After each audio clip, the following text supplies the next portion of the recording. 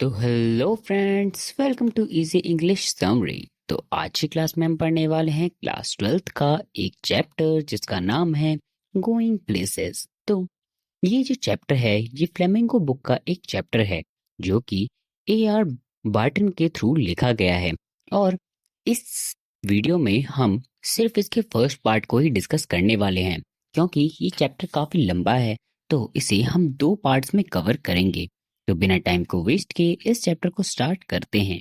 तो इस कहानी में मेन कुछ कैरेक्टर्स हैं जिनमें से एक का नाम है सोफी, एक का नाम है जेनी जो कि सोफी की फ्रेंड होती है, एक होता है जिराफ जो कि सोफी का बड़ा भाई होता है, और एक होता है डेरिक जो कि सोफी का छोटा भाई होता है। और इसके अंदर एक डैनी कैसी नाम का आयरिश फुटबॉलर भी है जिसके बारे में इस चैप्टर में मेंशन किया गया है। इसके साथ इस चैप्टर में सोफी के मदर और फादर के बारे में भी बताया गया है। इन टोटल ये जो चैप्टर है ये सोफी के अराउंड ही रिवॉल्व करने वाली है और सोफी की फैमिली के अराउंड। तो कहानी की शुरुआत होती है सोफी से जो कि अपनी स्कूल को खत्म करने के बाद अपने घर की तरफ जा रही होती है। वो जैनी के साथ होती है और फिर वो जैनी को कहती है कि देखना, बड़ी होकर मैं बहुत बड़ा सा एक बुटीक खोलूंगी। अच्छा, पैसे हैं तुम्हारे पास? बुटीक खोलने में बहुत ज्यादा पैसे लगते हैं। तो क्या हुआ, मैं पैसे अरेंज कर लूंगी और मैं एक मैनेजर की जॉब भी कर सकती हूँ जिससे कि मुझे बहुत सारे पैसे मिल जाएंगे और उसके बाद मैं एक बुटीक खोल लूंगी। अच्छा, तुम्हें इतना इजी लगता है क्या ये? हाँ, देखना, मैं कर लूंगी। और तुम्हें पता ही है कि मुझे फैशन का कितना शौक है और मैं बिल्कुल मैरी हॉटन की तरह बहुत बड़ी फैशन डिजाइनर बन जाऊंगी। जो मैरी है वो उस टाइम की काफी बड़ी एक फैशन डिजाइनर होती है। तो इसके बाद जो जेनी है वो कहती है, इसके बारे में तुमने अपने फादर से बात करी? तो सोफी कहती है, नहीं, अभी तो नहीं करी। जो जेनी होती है वो काफी प्रैक्टिकल होती है और फिर वो अपनी प्रैक्टिकल बातों के थ्रू उसे बताती है कि देखो, जिस तरीके की हमारी फाइनेंशियल कंडीशन है ना, हमें पक्का बिस्किट फैक्ट्री में ही काम करना पड़ेगा। बहुत ज्यादा पैसे नहीं होते, इनकी फाइनेंशियल कंडीशन भी ज्यादा अच्छी नहीं होती। इनकी कन्वर्सेशन से हमें ये बात पता चलती है। फिर सोफी कहती है, कोई बात नहीं, मैं एक्ट्रेस भी तो बन सकती हूँ। मैं एक्ट्रेस बनूंगी और फिर मुझे ज्यादा काम भी नहीं करना पड़ेगा। मैं एक्ट्रेस, मैनेजर कुछ भी बन सकती हूँ और फिर मैं बहुत सारे पैसे जमा कर कर एक बुटीक खोल लूंगी। फिर ये बातें करते करते जो सोफी है उसके घर का रास्ता आ जाता है। तो ये दोनों अपने अलग अलग रास्तों पर चले जाते हैं। सोफी घर पहुंचती है। फादर, आपको पता है, मैंने कुछ सोचा है। क्या? मैं जब बड़ी होंगी ना तो मैं एक बहुत बड़ा सा बुटीक खरीदूंगी जिसमें बहुत सारे पैसे कमाकर मैं बहुत बड़ा सा बुटीक खरीदूंगी। अगर तुम्हारे पास पैसे होंगे ना तो सबसे पहले तुम हमारे लिए एक अच्छा सा घर खरीदोगी क्योंकि तुम देख सकती हो हमारी घर की हालत। जो सोफी का घर होता है वो काफी पुराना सा घर होता है जो कि बिल्कुल भी अच्छा नहीं दिख रहा होता। उसके फादर जो होते हैं उनके कपड़े और शक्ल काफी ज्यादा डर्टी होती है, मतलब वो शायद काम पर से आ रहे होते हैं। और उनकी हालत से ये बात पता चलती है कि उनकी फाइनेंशियल कंडीशन इतनी अच्छी नहीं होती। उस टाइम पे जो सोफी की मदर होती है वो बर्तन धो रही होती है और उन्होंने एक बहुत पुराना सा एप्रन पहना हुआ होता है जिसका स्ट्रैप काफी खराब हो गया था। तो जब उसकी मॉम उसके बाद खाना बनाती है तो वहां पर धुआं भर जाता है जिसकी वजह से उसके डैड को काफी कफ मतलब कि खांसी होने लग जाती है। फिर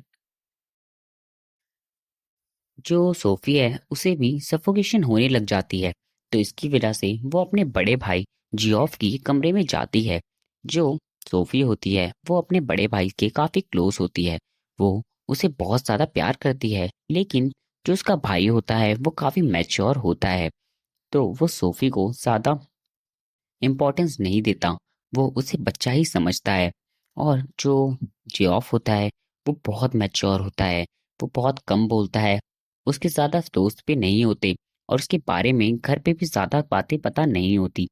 फिर जब सोफी उसके रूम में घुसती है तो उस टाइम पे वो एक बाइक को रिपेयर कर रहा होता है। उसके हाथ में एक बाइक का पार्ट होता है जो कि बहुत ऑयली होता है, और बाकी पार्ट्स जो होते हैं वो न्यूज़पेपर पे रखे हुए होते हैं। उसने न्यूज़पेपर में शायद वो पार्ट्स इसलिए रखे होंगे क्यों, ताकि वो उसके घर की ज़मीन को गंदा ना करें। फिर जो सोफ़ी है, वो सोचती है कि जियोफ आखिर क्या सोचता होगा? वो किसी से भी बात नहीं करता। जो जियोफ होता है, उसे पास हुए हुए स्कूल से 3 साल हो चुके होते हैं और अब वो एक मैकेनिक की जॉब कर रहा होता है। उसे जॉब करने के लिए सिटी से बिल्कुल अपोज़िट जाना होता है। इससे पता चलता है कि वो काफ़ी मैच्योर है और वो अपनी फैमिली को काफ़ी हेल्प कर रहा है। फिर जो सोफ़ी है वो सोचती है, ये किस जगह के बारे में सोच रहा होगा? क्या ये हमारी सिटी के बारे में सोच रहा होगा? या फिर किसी और सिटी के बारे में, या किसी और कंट्री के बारे में? आखिर इसके दिमाग में चलता क्या होगा? मुझे तो समझ नहीं आता ये सोचता क्या है? मैं भी देखना चाहती हूँ कि ये आखिर क्या सोचता है? किस बारे में सोचता है? और इसका दिन आखिर किस तरीके से जाता है? क्या करता होगा ये पूरा दिन? तो ऐसे सवाल उसके दिमाग में घूम रहे होते हैं। क्या ये किसी पार्टनर के बारे में सोच रहा है? कहीं किसी लड़की के बारे में तो नहीं सोच रहा? तो ये सब बातें वो सोच-सोच के बहुत ज़्यादा परेशान हो जाती है। जो सोफ़ी होती है, वो अपनी इमेजिनेशन में हमेशा खो जाती है। उसे पता ही नहीं चलता कि वो सोचते-सोचते कहाँ पर पहुँच जाती है। वो अपनी इमेजिनेशन में सोचते-सोचते सोचने लग जाती है कि वो जेरिफ के पीछे एक बाइक पर बैठी हुई है। जेरिफ ने एक लेदर जैकेट पहनी हुई है और उसने एक येलो ड्रेस, और उस ड्रेस में एक कैप भी है जो कि हवा की वजह से लहरा रही है। और चारों तरफ लोग तालियां बजा रहे हैं और लोग उनका इंतजार कर रहे हैं। लोग उसे एक सेलिब्रिटी की तरह ट्रीट कर रहे हैं। तो ये बातें जो हैं वो सोफी के दिमाग में चल रही होती है।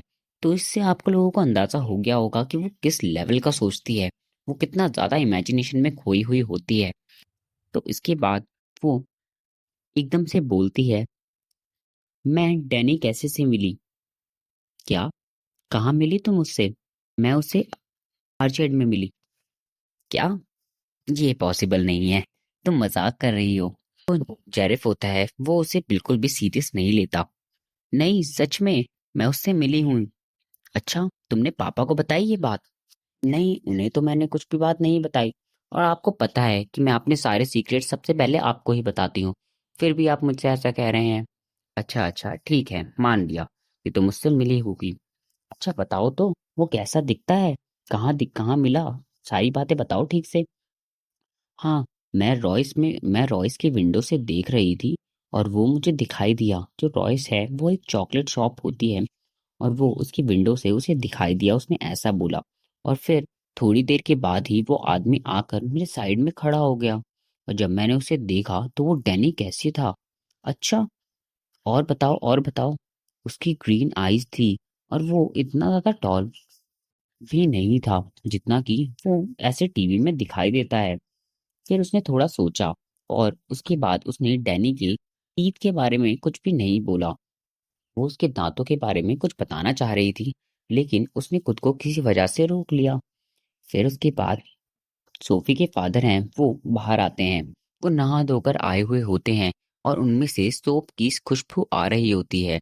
वो पूरी तरीके से साफ सुथरे हो जाते हैं। फिर के बाद वो टीवी को ऑन करते हैं और देखते हैं कि डायरेक्ट का एक शू वहां पर पड़ा हुआ होता है। वो उसे उठाते हैं और फिर फेंक देते हैं दूसरी तरफ। फिर उसके बाद शेरिफ जाता है और कहता है, तो फिर डैनी कैसे से मिली? अच्छा, कहाँ मिली? अरे मजाक नहीं, सच में वो उससे मिली है। वो उससे आर्केड में मिली। अच्छा अच्छा, सच में? हाँ हाँ, वो उससे आर्केड में मिली है। पता है, मेरा एक फ्रेंड था, वो भी टॉम फिनी से मिला। अच्छा, टॉम फिनी तो उस टाइम के काफी बड़े प्लेयर थे। हाँ, लेकिन तो आप ये बात बहुत बार बता चुके हैं। डैनी कैसा भी है, लेकिन वो टॉम से ज्यादा अच्छा नहीं है। हाँ, लेकिन मुझे पता है कि वो टॉम जैसा बन सकता है। हाँ, शायद बन सकता हो, लेकिन वो बिल्कुल भी डिसिप्लिन नहीं लगता मुझे। और उसकी तो हाइट भी छोटी है। लेकिन वो कितनी बड़ी टीम में खेल रहा है, आपको पता है?